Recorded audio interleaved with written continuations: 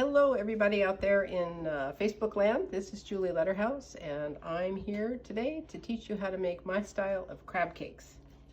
And what a great time to be making crab anything here in Petaluma and Bodega Bay and the North Shore, because crabs are abundant. And in fact, I heard from Anna's Seafood that tomorrow they're starting them on sale for $6.99 a pound, either live or cooked. So a great time to make crab cakes. So the ones we're going to make are made with a lot of seasoning in them, have some really interesting things going on, and they're made with a binder that's made out of scallops or shrimp, so they don't have any filler in them like a lot of crab cakes do. So what we're going to do is we've got all of our prep done here. We've got the crab meat all picked, we've got some diced red pepper, we've got some chopped Italian parsley, some chipotle powder, some mayonnaise, and I like to use the olive oil mayonnaise. It has a little bit less fat and less calories. I've got some orange zest, all zested, egg whites, and some Old Bay seasoning. So then the scallops, we've got, and this, I'm making a double recipe, so this is going to look like a lot, but I got a lot of people who want to eat these today. So we're going to put the scallops or the shrimp, raw shrimp, and they need to be raw, and we're going to put them in the food processor. And I'll start that up and turn it on and plug it in. And there we go. We're going to process this until it's a puree. And this will become the binder. Okay.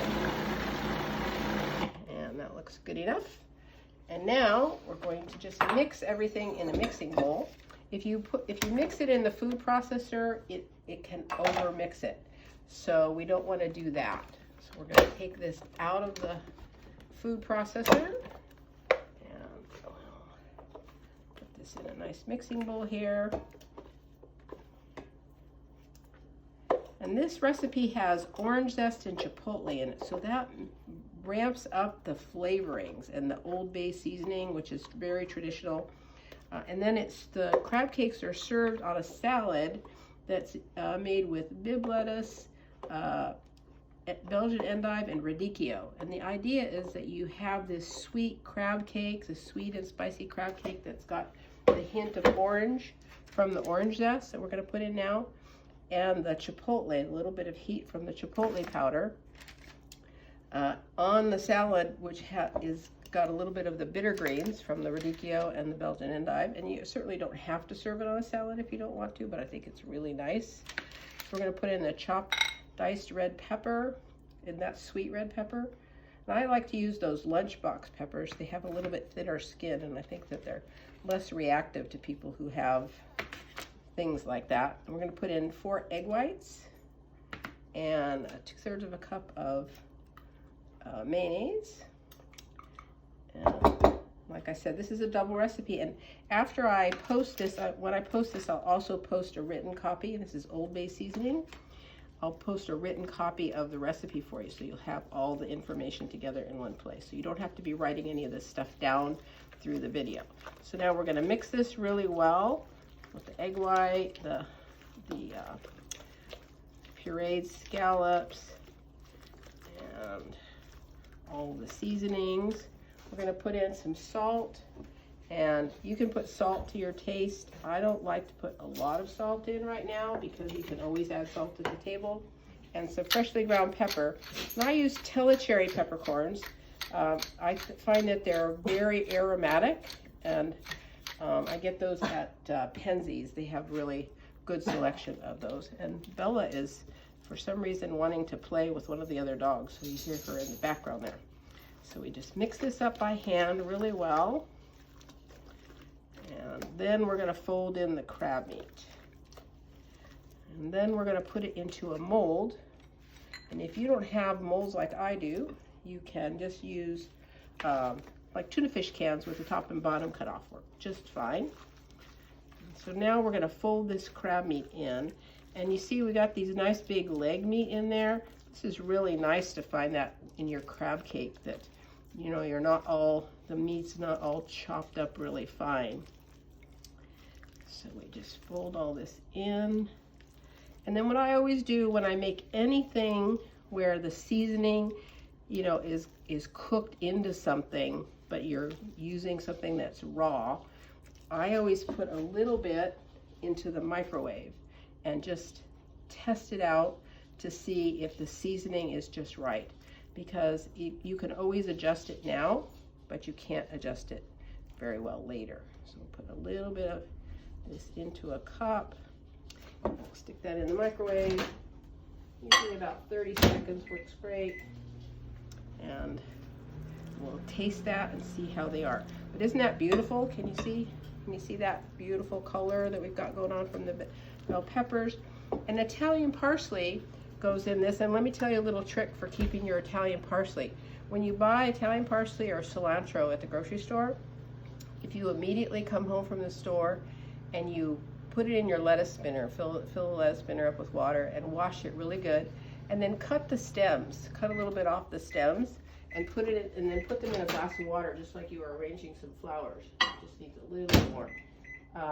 And then take the plastic bag from the produce department and put it over that whole head of parsley. Make sure you know, obviously remove the rubber band or whatever that's tying those stems together. And any little pieces that would be below the water line, any leaves that would be below the water line, remove those, because those will cause mold and rot. And then put it in the fridge. And when I do that, I can keep my Italian parsley or cilantro in the refrigerator for about 3 weeks or so, and it doesn't go bad. All right, so this is all cooked. So now we're gonna give it a little taste and see how my mouth is watering.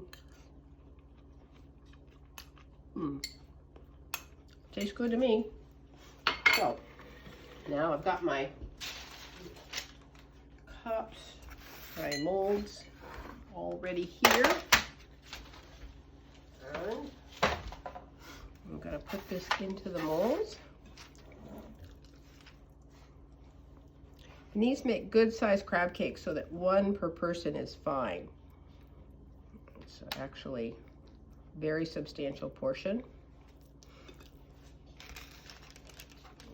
And like I said, if you don't have these ring molds, then it's just as fine to take some like water chestnut cans, tuna cans, are the ones that people most likely have, and cut off the top and bottom, wash them out real good. And then I always spray the inside of them with a little cooking spray or grease them with a little olive oil so that the crab doesn't stick to them. Get those formed, and I only have 4 of them, and that's fine because I'll just make up this batch right now and get them. What I'm going to do actually is freeze some of them for another day, and then I'll pull the molds off of them. So these get baked in the oven, and I'll send you the time and temperature. And then after they're baked for just a little while, we take some panko crumbs and we put some olive oil on them. And this is an inexact thing, you know, just some is a measurement that when you're cooking works fine. When you're baking, that's a whole nother story for a different day. And so we coat those panko crumbs with some olive oil, just so they look a little glistening. And then these go on the crab cakes, and then they're broiled to brown those crab cakes, brown the crumbs. And so you get that nice crunchy coating on it without a lot of fat. So it's not like frying crab cakes in oil, which a lot of crab cakes are. So if this is too much trouble for you, you know, Anna's makes crab cakes too, and she sells them, and she doesn't put anything in her crab cakes except some seasoning and the crab. So if you're allergic to scallops or shrimp or something like that, or the kind of ingredients that I put in mine, you could just buy some ready-to-eat crab cakes. So that's my lesson for today, and I hope you stay tuned, because later in the week I'm going to make spaghetti with crabs and lemon sauce, and it's fabulous. So stay tuned. Bye-bye.